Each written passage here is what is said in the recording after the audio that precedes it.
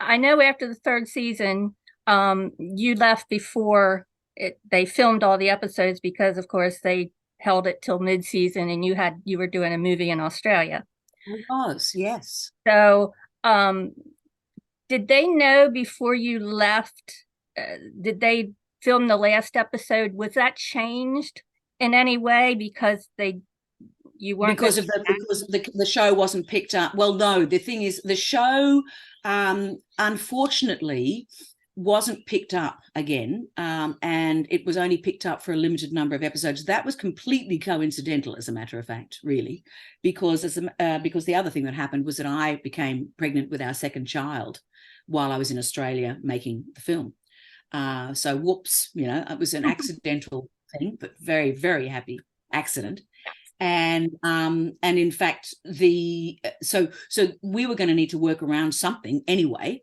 But Right. the writers had absolutely planned, producers, writers, we'd all planned that we would keep going and that we would work around this happy accident.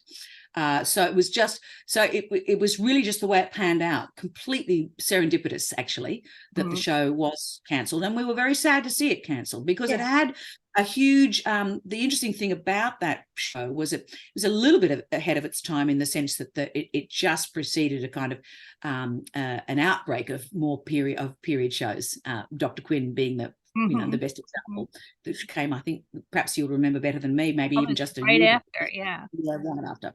So we kind of missed that boat in terms of a resurgence of westerns. But there was this huge following, particularly in Middle America, and the rating system being as it was, they needed to accommodate viewers in Middle America, and there was huge support for the show. So that kept the show going for a really long time. After a while, the demographics on the east and west coast came into play more and more, and there was a less thirsty audience for westerns on both sides of the states at that time.